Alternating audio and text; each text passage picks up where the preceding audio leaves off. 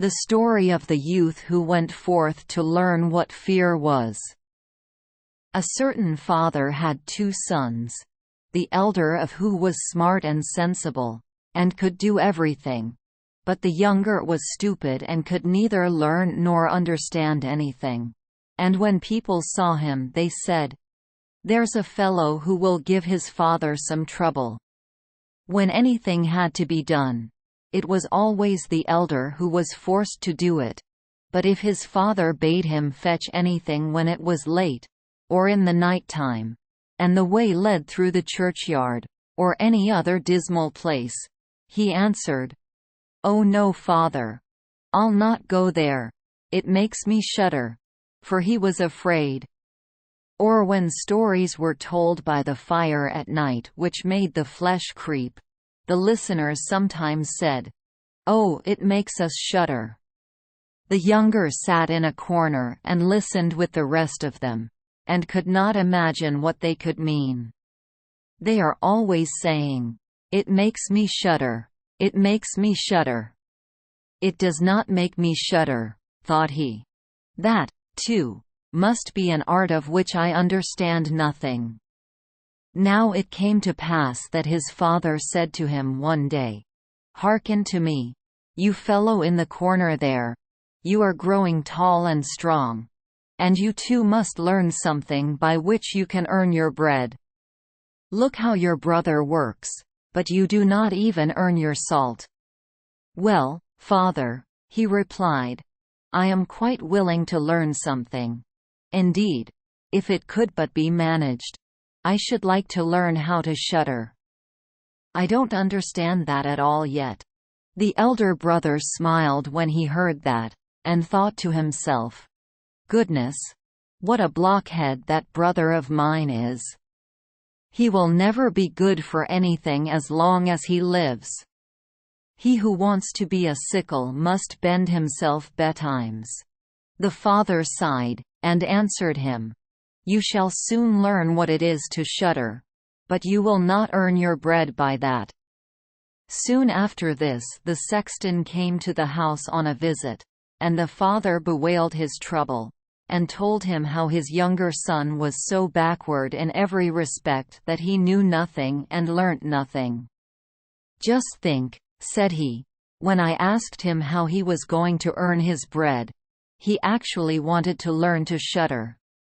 "If that be all," replied the sexton, "he can learn that with me. Send him to me, and I will soon polish him." The father was glad to do it, for he thought, "It will train the boy a little." The sexton therefore took him into his house, and he had to ring the church bell. After a day or two, the sexton awoke him at midnight, and bade him arise and go up into the church tower and ring the bell. "You shall soon learn what shuddering is," thought he, and secretly went there before him. And when the boy was at the top of the tower and turned round, and was just going to take hold of the bell rope, he saw a white figure standing on the stairs opposite the sounding hole. "Who is there?" cried he. But the figure made no reply, and did not move or stir. "Give an answer," cried the boy, "or take yourself off. You have no business here at night." The sexton, however, remained standing motionless that the boy might think he was a ghost. The boy cried a second time, "What do you want here? Speak if you are an honest fellow, or I will throw you down the steps." The sexton thought, "He can't mean to be as bad as his words," uttered no sound and stood as if he were made of stone. Then the boy called to him for the third time, and as that was also to no purpose, he ran against him and pushed the ghost down the stairs, so that it fell down the 10 steps and remained lying there in a corner. Thereupon he rang the bell, went home, and without saying a word went to bed, and fell asleep. The sexton's wife waited a long time for her husband, but he did not come back. At length she became uneasy, and wakened the boy, and asked, "Do you know where my husband is?" "He climbed up the tower before you did." "No, I don't know," replied the boy, but someone was standing by the sounding hole on the other side of the steps, and as he would neither give an answer nor go away, I took him for a scoundrel, and threw him downstairs. Just go there and you will see if it was he. I should be sorry if it were." The woman ran away and found her husband, who was lying moaning in the corner, and had broken his leg. She carried him down, and then with loud screams she hastened to the boy's father. "Your boy," cried she, "has been the cause of a great misfortune. He has thrown my husband down the steps so that he broke his leg. Take the good-for-nothing fellow out of our house." The father was terrified, and ran thither and scolded the boy. "What wicked tricks are these?" said he. "The devil must have put them into your head." "Father," he replied, "do listen to me. I am quite innocent. He was standing there by night like one intent on doing evil. I did not know who it was, and I entreated him 3 times either to speak or to go away." "Ah," said the father, "I have nothing but unhappiness with you. Go out of my sight. I will see you no more." "Yes, father, right willingly. Wait only until it is day. Then will I go forth and learn how to shudder, and then I shall, at any rate, understand one art which will support me." "Learn what you will," spoke the father. "It is all the same to me. Here are 50 thalers for you. Take these and go into the wide world, and tell no one from whence you come, and who is your father, for I have reason to be ashamed of you." "Yes, father, it shall be as you will. If you desire nothing more than that, I can easily keep it in mind." When the day dawned, therefore, the boy put his 50 thalers into his pocket, and went forth on the great highway, and continually said to himself, "If I could but shudder! If I could but shudder!" Then a man approached who heard this conversation which the youth was holding with himself, and when they had walked a little farther to where they could see the gallows, the man said to him, "Look, there is the tree where 7 men have married the ropemaker's daughter, and are now learning how to fly. Sit down beneath it, and wait till night comes, and you will soon learn how to shudder." "If that is all that is wanted," answered the youth, "it is easily done.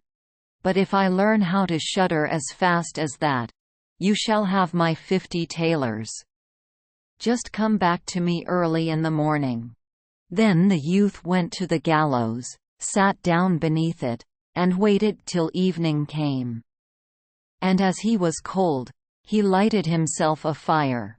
But at midnight the wind blew so sharply that in spite of his fire, he could not get warm. And as the wind knocked the hanged men against each other, and they moved backwards and forwards, he thought to himself, "If you shiver below by the fire, how those up above must freeze and suffer." And as he felt pity for them, he raised the ladder, and climbed up, unbound one of them after the other, and brought down all 7. Then he stoked the fire, blew it, and set them all round it to warm themselves. But they sat there and did not stir, and the fire caught their clothes. So he said, "Take care, or I will hang you up again." The dead men, however, did not hear, but were quite silent, and let their rags go on burning. At this he grew angry, and said, "If you will not take care, I cannot help you. I will not be burnt with you." And he hung them up again each in his turn. Then he sat down by his fire and fell asleep. and the next morning the man came to him and wanted to have the 50 talers, and said, "Well, do you know how to shudder?" "No," answered he. "How should I know? Those fellows up there did not open their mouths, and were so stupid that they let the few old rags which they had on their bodies get burnt." Then the man saw that he would not get the 50 talers that day, and went away saying, "Such a youth has never come my way before." The youth likewise went his way, and once more began to mutter to himself, "Ah, if I could but shudder! Ah, if I could but shudder!" A wagoner who was striding behind him heard this and asked, "Who are you?" "I don't know," answered the youth. Then the wagoner asked, "From whence do you come?" "I know not." "Who is your father?" "That I may not tell you." "What is it that you are always muttering between your teeth?" "Ah," replied the youth, "I do so wish I could shudder, but no one can teach me how." "Enough of your foolish chatter," said the wagoner. "Come, go with me. I will see about a place for you." The youth went with the wagoner, and in the evening they arrived at an inn where they wished to pass the night. Then at the entrance of the parlour the youth again said quite loudly, "If I could but shudder! If I could but shudder!" The host, who heard this, laughed and said, "If that is your desire, there ought to be a good opportunity for you here." "Ah, be silent," said the hostess. "So many prying persons have already lost their lives. It would be a pity and a shame if such beautiful eyes as these should never see the daylight again." But the youth said, "However difficult it may be, I will learn it. For this purpose indeed have I journeyed forth." He let the host have no rest, until the latter told him that not far from thence stood a haunted castle where anyone could very easily learn what shuddering was, if he would but watch in it for 3 nights. The king had promised that he who would venture should have his daughter to wife, and she was the most beautiful maiden the sun shone on. Likewise in the castle lay great treasures, which were guarded by evil spirits, and these treasures would then be freed, and would make a poor man rich enough. Already many men had gone into the castle, but as yet none had come out again. Then the youth went next morning to the king, and said, "If it be allowed, I will willingly watch 3 nights in the haunted castle." The king looked at him, and as the youth pleased him, he said, "You may ask for 3 things to take into the castle with you, but they must be things without life." Then he answered, "Then I ask for a fire, a turning lathe, and a cutting board with the knife." The king had these things carried into the castle for him during the day. When night was drawing near, the youth went up and made himself a bright fire in one of the rooms, placed the cutting board and knife beside it, and seated himself by the turning lathe. "Ah, if I could but shudder," said he, "but I shall not learn it here either."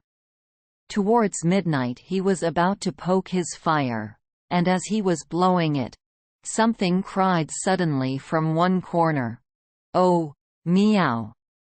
How cold we are! You fools!" cried he, "what are you crying about? If you are cold, come and take a seat by the fire and warm yourselves." And when he had said that, 2 great black cats came with one tremendous leap and sat down on each side of him, and looked savagely at him with their fiery eyes. After a short time, when they had warmed themselves, they said, "Comrade, shall we have a game of cards?" "Why not?" he replied, "but just show me your paws." Then they stretched out their claws. "Oh," said he, "what long nails you have! Wait, I must first cut them for you." Thereupon he seized them by the throats, put them on the cutting board and screwed their feet fast. "I have looked at your fingers," said he, "and my fancy for card-playing has gone." And he struck them dead and threw them out into the water. But when he had made away with these two, and was about to sit down again by his fire, out from every hole and corner came black cats and black dogs with red-hot chains, and more of them came until he could no longer move. And they yelled horribly, and got on his fire, pulled it to pieces, and tried to put it out. He watched them for a while quietly, but at last when they were going too far, he seized his cutting knife, and cried, "Away with you, vermin!" and began to cut them down. Some of them ran away. The others he killed, and threw out into the fish pond. When he came back he fanned the embers of his fire again and warmed himself. And as he thus sat, his eyes would keep open no longer, and he felt a desire to sleep. Then he looked round and saw a great bed in the corner. "That is the very thing for me," said he, and got into it. When he was just going to shut his eyes, however, the bed began to move of its own accord, and went over the whole of the castle. "That's right," said he, "but go faster." Then the bed rolled on as if 6 horses were harnessed to it, up and down, over thresholds and stairs, but suddenly hop, hop, it turned over upside down, and lay on him like a mountain. But he threw quilts and pillows up in the air, got out and said, "Now anyone who likes, may drive," and lay down by his fire, and slept till it was day. In the morning the king came, and when he saw him lying there on the ground, he thought the evil spirits had killed him and he was dead. Then said he, "After all it is a pity, for so handsome a man." The youth heard it, got up, and said, "It has not come to that yet." Then the king was astonished, but very glad, and asked how he had fared. "Very well indeed," answered he. "One night is past, the 2 others will pass likewise." Then he went to the innkeeper, who opened his eyes very wide, and said, "I never expected to see you alive again. Have you learnt how to shudder yet?" "No," said he, "it is all in vain. If someone would but tell me." The second night he again went up into the old castle, sat down by the fire, and once more began his old song, "If I could but shudder." When midnight came, an uproar and noise of tumbling about was heard. At first it was low, but it grew louder and louder. Then it was quiet for a while, and at length with a loud scream, half a man came down the chimney and fell before him. "Hullo!" cried he. "Another half belongs to this. This is not enough." Then the uproar began again. There was a roaring and howling, and the other half fell down likewise. "Wait," said he, "I will just stoke up the fire a little for you." When he had done that and looked round again, the 2 pieces were joined together, and a hideous man was sitting in his place. "That is no part of our bargain," said the youth, "the bench is mine." The man wanted to push him away. The youth, however, would not allow that, but thrust him off with all his strength, and seated himself again in his own place. Then still more men fell down, one after the other. They brought 9 dead men's legs and 2 skulls, and set them up and played at 9 pins with them. The youth also wanted to play and said, "Listen you, can I join you?" "Yes, if you have any money." "Money enough," replied he, "but your balls are not quite round." Then he took the skulls and put them in the lathe and turned them till they were round. "There, now they will roll better," said he. "Hurrah! Now we'll have fun." He played with them and lost some of his money, but when it struck 12, everything vanished from his sight. He lay down and quietly fell asleep. Next morning the king came to inquire after him. "How has it fared with you this time?" asked he. "I have been playing at 9 pins," he answered, "and have lost a couple of farthings." "Have you not shuddered then?" "What?" said he. "I have had a wonderful time. If I did but know what it was to shudder." The third night he sat down again on his bench and said quite sadly, "If I could but shudder." When it grew late, 6 tall men came in and brought a coffin. Then he said, "Ha! Ha! That is certainly my little cousin, who died only a few days ago," and he beckoned with his finger, and cried, "Come, little cousin, come." They placed the coffin on the ground, but he went to it and took the lid off, and a dead man lay therein. He felt his face, but it was cold as ice. "Wait," said he, "I will warm you a little," and went to the fire and warmed his hand and laid it on the dead man's face, but he remained cold. Then he took him out, and sat down by the fire and laid him on his breast and rubbed his arms that the blood might circulate again. As this also did no good, he thought to himself, "When 2 people lie in bed together, they warm each other," and carried him to the bed, covered him over and lay down by him. After a short time the dead man became warm too, and began to move. Then said the youth, "See, little cousin, have I not warmed you?" The dead man, however, got up and cried, "Now will I strangle you." "What?" said he. "Is that the way you thank me? You shall at once go into your coffin again." And he took him up, threw him into it, and shut the lid. Then came the 6 men and carried him away again. "I cannot manage to shudder," said he. "I shall never learn it here as long as I live." Then a man entered who was taller than all others, and looked terrible. He was old, however, and had a long white beard. "You wretch," cried he, "you shall soon learn what it is to shudder, for you shall die." "Not so fast," replied the youth. "If I am to die, I shall have to have a say in it." "I will soon seize you," said the fiend. "Softly, softly. Do not talk so big. I am as strong as you are, and perhaps even stronger." "We shall see," said the old man. "If you are stronger, I will let you go. Come, we will try."